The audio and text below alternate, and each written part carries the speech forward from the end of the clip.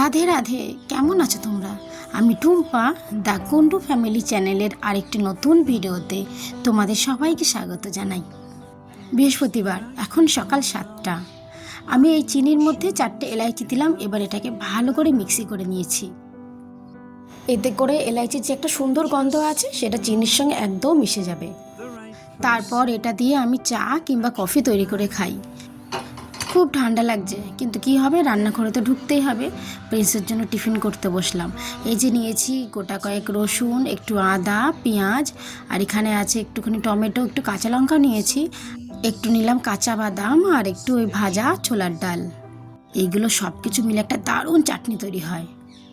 প্রথমেই কড়াইতে একটু তেল গরম করে বাদামগুলো দিয়ে দিলাম। বাদামগুলো ভাজার সময় কিন্তু গ্যাসটাকে একটু সিম করে রাখতে হবে, না হলে সেগুলো আবার পুড়ে যাবে। এই যে এখানে আমার বাদামগুলো ভাজা হয়ে গেছে, এবার আমি পেঁয়াজগুলো দিয়ে দেবো। পেঁয়াজগুলো হালকা হালকা করে ভাজবো, খুব বেশি বাদামি করে ভাজলে হবে না, কিন্তু একদম হালকা করেই ভাজতে হবে। গ্যাসটা একটু বাড়িয়ে দিলাম।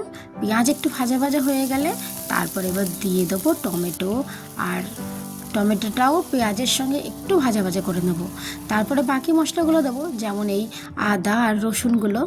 এইগুলো এবার একসঙ্গে ভালো করে আবার ভেজে নেব। শুধু একটুখানি এই যে পেঁয়াজ, আদা, রসুন এর যে গন্ধটা থাকে, সেই গন্ধটা চলে গেলেই হলো। ব্যাস একটু একটু ভাজা করে নিয়ে তারপরে যে কাঁচা লঙ্কা, বাদাম আর এই যে ছোলার ডালটা রেখেছিলাম সেটাকে এবার দিয়ে হালকা করে ভেজে নেবো। আর হ্যাঁ, একটু লবণ দেবো। লবণটা দেওয়ার পরেও একটু নাড়ি চেড়ে নেবো, যাতে সমস্ত কিছুতে লবণগুলোও ঢুকে যায়। এই চাটনিটা আমরা প্রায়শই রাত্রেবেলা রুটি কিংবা পরোটার সাথে খাই। আর এই প্রিন্সের জন্য টিফিনে এই চাটনিটা দিয়ে দিই। আজকে একটু বেশি করেই বানাচ্ছি। প্রিন্সকে তো এতটা দেবো না, ওকে কিছুটা দেবো, আর বাকিটুকু রাত্রে রেখে দেবো, আমরা রুটি দিয়ে খেতে পারবো। আর এই যে এখানে আমি দুধ জাল দেওয়ার জন্য রেখে দিয়েছি। দাঁড়াও, ক্যামেরাটাকে আগে ভালো মতন সেট করে নিই। ব্যাস হয়ে গেছে ক্যামেরাটা সেট করা।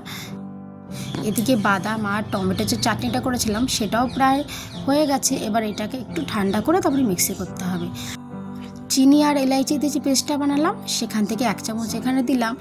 আর ওদিকে দুধটাও ভালো মতন ফুটে উঠেছে। এবারে গ্লাসে দিলাম 1 চামচ কফি। আজকে একটু কফি বানাবো। আর চা তৈরি করার সময় যে চিনিটা দিই তার পরিবর্তে এই পেস্টটা দিয়ে থাকি, দারুণ স্বাদ হয়। এবার 1 চামচ দুধ নিয়েছি আর এখানে ভালো করে একটু মিক্সড করে নিয়েছি। এইবারে গরম গরম দুধ গ্লাসের মধ্যে ঢেলে দিলাম। ব্যাস হয়ে গেল কফি। এবার একটুখানি চামচটা দিয়ে কফিটুকু নাড়াতে হবে, কারণ যে কফি আর চিনির পেস্টটা করেছিলাম সেটা তো গ্লাসের নিচেই পড়ে আছে। ব্যাস শীতের সকালে তৈরি হয়ে গেল গরম গরম কফি। ব্যাস কফি তো হয়ে গেছে, এটাকে এখন বাপিকে দিয়ে আসি। এরপরে প্রিন্সের জন্য পরোটাও তৈরি করতে হবে। ঘড়িতে এখন সময় 7:30। সেই যে 7টার সময় রান্নাঘরে ঢুকেছি, কখন যে দেখতে দেখতে 7:30 বেজে গেছে, টেরই পেলাম না। প্রিন্সকে টিফিন প্যাক করে দিয়েছি, ও স্কুলের জন্য বেরিয়ে গেছে। আর এই যে বাকিটুকু আমি আবার কন্টেনারে ভরে রাখলাম, এগুলো রাত্রে রুটির সঙ্গে খেয়ে নেব। সকালে সমস্ত কাজ হয়ে গেছে। এক্ষুনি বাপি বললো একটু পোস্ট অফিসে যেতে হবে, আমাদের কিছু ডকুমেন্টস আসবে। জানি না, হয়তো সময় লেগে যেতে পারে, বাড়িতে বাচ্চাও আছে, এসে ইউভিকে খাওয়াতে হবে। তাই ভাবলাম একটু মাছগুলো ভেজে রেখে যাই, আজকে একটু দই কাতলা করব। তাহলে দুপুরবেলা এসে একটু দই কাতলা করে দেবো। আর গত 2-3 দিন থেকে আমি ভিডিও দিতে পারিনি, আমার একটু শরীরটা খারাপ ছিল। সেই যে সমুদ্রের কাঁকড়া এনেছিল দেখিয়েছিলাম, কালকে কাঁকড়াগুলো রান্না করেছিলাম, সেই তরকারিটাও আছে। তা আজকে শুধু একটু দই কাতলা করব, আর কালকের কাঁকড়া তরকারি দিয়ে আজকে দুপুরবেলা হয়ে যাবে। শুধুমাত্র মাছটা ভেজে রেখে এসেছি, আর কাজু বাদাম, মৌরি আর কিছুটা পোস্ত ভিজিয়ে রেখে এসেছি, তাহলে বাড়ি গিয়ে ওগুলোকে বাটতে সুবিধা হবে। এই দেখো না, যদি দুপুরে রান্নাটা কমপ্লিট না হয় আর তার মাঝে যদি আমরা বাইরে বেরিয়ে আসি, আমার মাথাটা কিন্তু সেই রান্নাঘরের মধ্যেই পড়ে থাকে। মনে হয় কখন বাড়ি যাব, রান্নাটুকু কমপ্লিট করব। আর যদি রান্নাটুকু কমপ্লিট করে আসতাম তাহলে আবার এত টেনশন থাকতো না। বারবার ঘুরে দেখছি, এখন বাজে দুপুর প্রায় 12টা। 2:10 নাগাদ প্রিন্সের স্কুল ছুটি হয়। এই শীতের কারণে 2:30 নাগাদও আসবে। তার মাঝখানে গিয়ে আমাকে রান্না করে ইউভিকেও খাওয়াতে হবে, ওকে ঘুমও পাড়িয়ে দিতে হবে। যাই হোক, অনেক টেনশনের কথা বললাম। এবার শুরু করে। আজকে আমি থাম্বনেলটা এরকম রেখেছি কেন? আসলে যখন আমি ইউটিউবে প্রথম ভিডিও বানানো শুরু করলাম, ভিডিওটা আমি ইউটিউবেই আপলোড করার আগে আমার ভাই বোন কিংবা আমার কোনো বন্ধু বান্ধব, মানে যারা কাছের, এরকম কিছু মানুষের কাছে সেন্ড করেছিলাম যে দেখতো তোরা ভিডিওটা কেমন হয়েছে। সত্যি কথা বলতে প্রত্যেকেই বলেছিল ভিডিওটা খুব ভালো হয়েছে, আর আমি নিজেও প্রায় 10 বার ভিডিওটা দেখেছি, তারপরেই আমি আপলোড করার সিদ্ধান্ত নিয়েছি। কিন্তু আজকে প্রায় 30-32টা ভিডিও আপলোড করার পর যখন আমি সেই প্রথম ভিডিওটা দেখি, আমার মনে হয় যেন একদম পারফেক্ট হয়নি। আসলে এরকমই হয়, আমরা যত দিন যাই তত নতুন নতুন কোনো কিছু শিখি।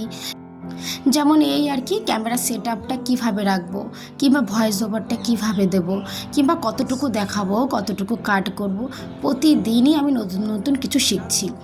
আজকের ভিডিওটা যে আমি আপলোড করছি, এই ভিডিওটাই কালকে যখন আমি দেখব তখন আমার সেটাকে মনে হচ্ছে যে এটাও আমার পারফেক্ট হয়নি। আগামীকাল ভিডিওতে আরও নতুন কিছু শিখব। যে পেঁয়াজ আদা রসুনের পেস্টটা দিয়েছিলাম সেটাকে ভালো করে কষিয়ে নিয়েছি। তারপর দিয়ে দিলাম এই যে কাজু বাদামের যে পেস্টটা করেছিলাম, ওই কাজু মৌরি আর পোস্ত দিয়ে এই পেস্টটা দিয়েও এখন ভালো করে কষাবো যতক্ষণ না পর্যন্ত তেল ছাড়ে।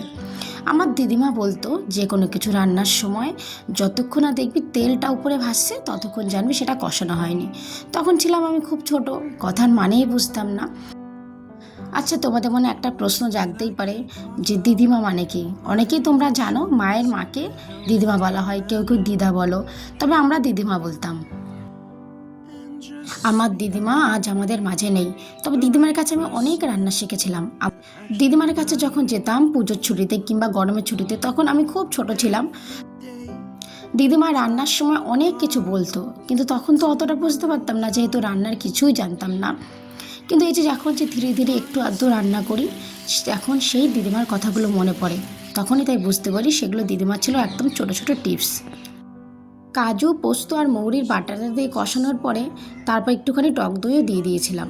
সেটাকে যখন ভালো করে কষে গেছে, তারপর অল্প একটু গরম জল দিয়ে মাছগুলো দিয়ে কিছুক্ষণের জন্য ঢাকা দিয়ে রাখলাম। তারপরে এর উপরে দেবো একটুখানি গরম মশলা আর একটু কস্তুরি মেথি দিয়েছি। এটাকে তোমরা দিতেও পারো আবার নাও দিতে পারো, তবে আমাদের সবারই কস্তুরি মেথির গন্ধটা ভীষণ ভালো লাগে, তাই আমি যে কোনো রান্নায় একটু কস্তুরি মেথি দেবার চেষ্টা করি। ব্যাস, এইবারে দেবো একটু উপর থেকে ঘি, তাহলে রান্নাটা আমার রেডি হয়ে যাবে। ঘি দেবার সময় শর্টটা নেওয়া হয়নি, যেহেতু কালকে আমাদের কাঁকড়া মাছের ঝোলটা আছে, তাই আজকে 3 পিস মাছই রান্না করলাম। বাকি মাছগুলো ভেজে রেখে দিয়েছি, কালকে আবার রান্না করে নেবো। এমনিতেই সংসারের কাজের খুব চাপ থাকে। সকালবেলা উঠে প্রিন্সের টিফিন করা, প্রিন্স বেরিয়ে যাওয়ার পর ঘরের কাজ, তারপরে ইউভিকে ঠিক মতন খাওয়ানো দাওয়ানো, তার মাঝে যদি বাইরে কোথাও যেতে হয় তাহলে আমার ভীষণ সমস্যায় পড়তে হয়। ইউভিকে খাওয়ানো হয়ে গেছে, ওকে ঘুম পাড়িয়ে দিয়েছি। পাপি চলে এসেছে, আমিও কাঁকড়ার ঝোল নিয়ে বসে পড়েছি। আজ আর দই কাতলা খেতে ইচ্ছে করছে না। কালকে যেহেতু শরীরটা একটু খারাপ ছিল, তাই কাঁকড়াটা কালকে আমি খাইনি। আজকে ভাবছি শুধুমাত্র কাঁকড়াটাতেই ভাত খাবো। একটু শরীর খারাপের মুখে না একটু ঝাল ঝাল তরকারি খেতে ভীষণ ভালো লাগে। আর দই কাতলাতে একটু মিষ্টি টাইপেরই হয়, তবে কাঁকড়াটা হয়েছে ভীষণ ঝাল ঝাল, আর খেতেও কিন্তু খুব সুন্দর হয়েছিল, কিন্তু কালকে একটু বুঝতে পারিনি।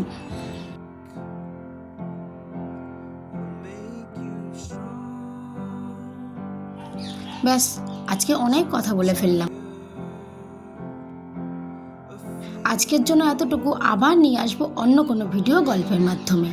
আমার সঙ্গে থেকে এতক্ষণ ধরে আমার ভিডিওটি দেখার জন্য তোমাদেরকে অসংখ্য ধন্যবাদ। তোমরা ভালো থেকো, আর একটা লাইক একটা কমেন্ট করে দিও।